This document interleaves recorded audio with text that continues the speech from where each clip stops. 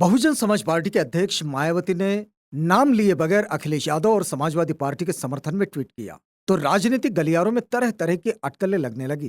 कहा जाने लगा कि समाजवादी पार्टी और बहुजन समाज पार्टी के रिश्तों में जमी बर्फ पिघलने लगी है।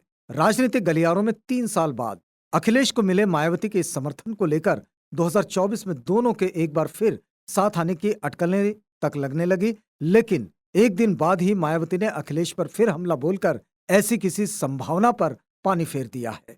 समाजवादी पार्टी को इशारों इशारों में समर्थन देने वाली बहुजन समाज पार्टी के अध्यक्ष मायावती अगले ही दिन पलट गई। उन्होंने समाजवादी पार्टी को काफी लाचार और कमजोर बताया। मायावती ने ट्वीट कर कहा था कि धरना प्रदर्शन की अनुमति न देना सरकार की तानाशाही है, जिस पर माना जा रहा था कि समाजवादी पार्टी की विधानसभा के लिए निकली पैदल यात्रा को रोके जाने पर बहुजन समाज पार्टी के प्रमुख ने सरकार पर निशाना साधा है। लेकिन अब ट्वीट कर उन्होंने समाजवादी पार्टी को कमजोर करार दिया। उन्होंने ट्वीट किया कि भाजपा की घोर जातिवादी, सांप्रदायिक व जन विरोधी नीतियों के विरुद्ध उत्तर प्रदेश की सेक्युलर शक्तियों ने समाजवादी पार्टी को वोट देकर यहां प्रमुख विपक्षी पार्टी तो बना दिया, किंतु ये पार्टी भाजपा को कड़ी टक्कर देने में विफल साबित हुई साफ दिख रही है। क्यों? एक अन्य ट्वीट में उन्होंने कहा कि यही कारण है कि भाजपा सरकार को यूपी की करोड़ों जनता के हित व कल्याण के विरुद्ध पूरी तरह से निरंकुश व जन विरोधी सोच व कार्यशैली के साथ काम करने की छूट मिली हुई है। विधानसभा में भी भारी संख्या बल होने के बावजूद सरकार के विरुद्ध समाजवादी पार्टी काफी लाचार व कमजोर दिखती है, जो कि अति चिंतनीय है।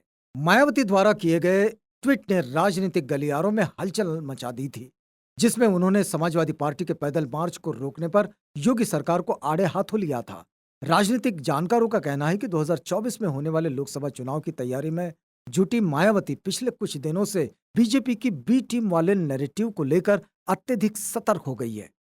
वह इस नैरेटिव को तोड़ने के साथ साथ जनता को यह संदेश भी देना चाहती है कि यूपी में बीजेपी से यदि कोई लड़ सकता है तो वह बहुजन समाज पार्टी ही है। यूपी विधानसभा चुनाव के नतीजों में बहुजन समाज पार्टी की करारी हार के बाद भी मायावती ने बीजेपी की जीत के लिए मुस्लिम समाज के एकतरफा समाजवादी पार्टी के पक्ष में मतदान करने को जिम्मेदार ठहराया था। दरअसल मायावती बीजेपी विरोधी वोटों में बीएसपी की हिस्सेदारी सुनिश्चित करने के लिए लगातार जतन कर रही है।